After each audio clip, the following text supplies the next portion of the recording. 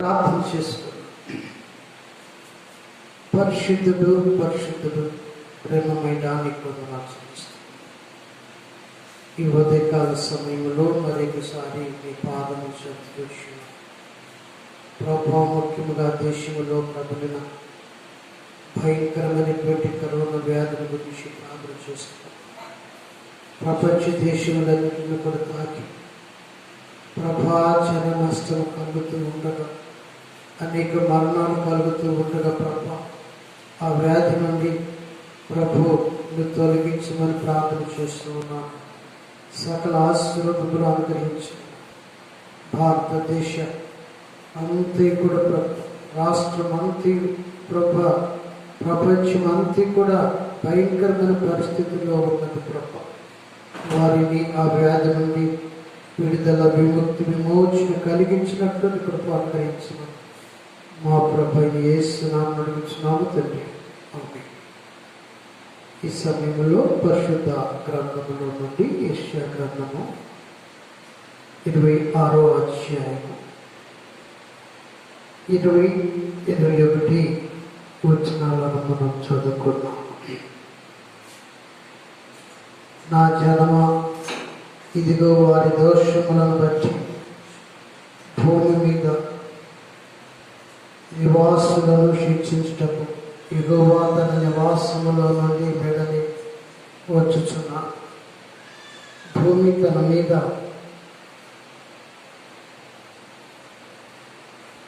సంపబడిన వారిని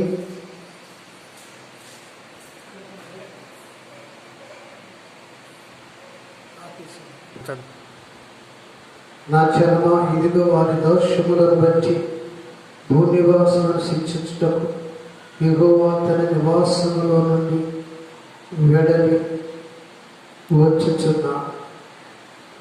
ప్రభునందు ప్రియమైన వలన తిరిగి మరలా ఈ సమయంలో దేవుని యొక్క వాక్యాన్ని 21వ వచనాన్ని మనం చదువుకున్నాం.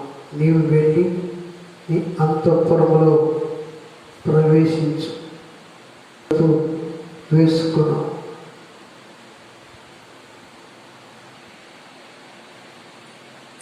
నీవు వెళ్ళి నీ అంతఃపురంలో ప్రవేశించము. నువ్వు వెళ్ళి నీ తలుపులు వేసుకున్నాను.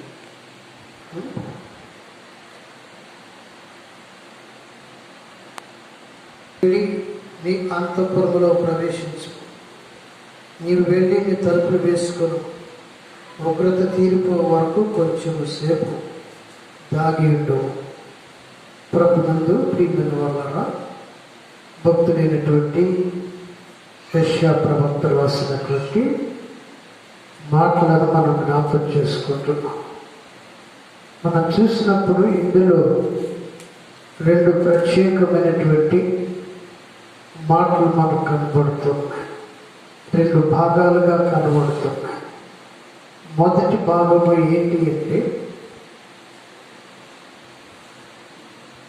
దీనిలో 2 భాగాలుగా ఉన్నట్టు. ఒకటి యోధా ఎఫ్రాయిములకు కలుగబోవు ఉగ్రతను గురించి రాయబడ్డది. రెండవదిగా మనం చూసినప్పుడు జనులు బబులోను చెరలో ఉన్నప్పుడు వారిని గురించి రాయబడినటువంటి మాటలు, వారి యొక్క శ్రమను గురించి రాసినటువంటి మాటలను మనం జ్ఞాపకం చేసుకుంటున్నాం. ఈ ప్రవక్త ఇంచుమించు క్రీస్తుకు మునుపు 700 సంవత్సరాల క్రితము రాయబడినటువంటి గ్రంథంలో ఈ ప్రపంచమును ప్రస్తుతం మనం చూస్తున్నటువంటి ఈ భయంకర వ్యాధి ప్రబలి దేశమును పాడు చేయుచున్నటువంటి దానిని బట్టి మనం జ్ఞాపకం చేసుకోవాల్సి ఉన్నది. ప్రస్తుతం జరుగుతున్నటువంటి పరిస్థితి ఏంటి అంటే, ప్రతి వారు కూడా వారి యొక్క ఇళ్లలో నుండి బయటికి రాకూడదు. ఎంతవరకు అంటే ఆ ఉగ్రత, ఆ వ్యాధి తొలగిపో వరకు ఎవరి గృహాలలో వారిని ఉండునట్లుగా మన భారతదేశ ప్రధాని అయినటువంటి మోడీ గారు ఒక చట్టాన్ని, ఒక ఉత్తర్వు జారీ చేశారు. అదే కాదు, మన రాష్ట్ర ముఖ్యమంత్రి అయినటువంటి జగన్మోహన్ రెడ్డి గారు కూడా అదే దానిని అమలుపరిచి జరుపుతున్నటువంటి కార్యం.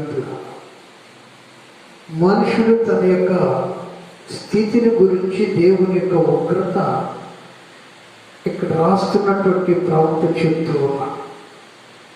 యూదా ఎఫ్రాయిములను గురించి వారు దేవుని యందు భయభక్తులు లేక విస్తారమైనటువంటి జీవితాలలో వారికి అనుకూలంగా నడుస్తూ ఉన్నటువంటి ఆ సమయంలో ప్రవశించబడినటువంటి ఈ మాటలు మనం జ్ఞాపకం చేసుకుంటున్నాం. దేవుని యొక్క ఉగ్రత మనుషుల మీదకి వచ్చినప్పుడు ఏ మనుషుడు కూడా నిలబడలేడు, దానిని ఎదుర్కొనలేడు. దేవుడు ప్రేమ కలిగిన వాడు. ఎందుకంటే ఒక మాట బైబిల్లో రాయబడ్డది, దేవుడు లోకమును ఎంతో ప్రేమించెను అన్న మాట రాయబడి ఉన్నది. కనుక ఈ ఉదయకాల సమయంలో ప్రభునందు ప్రియులైన వాళ్ళరా,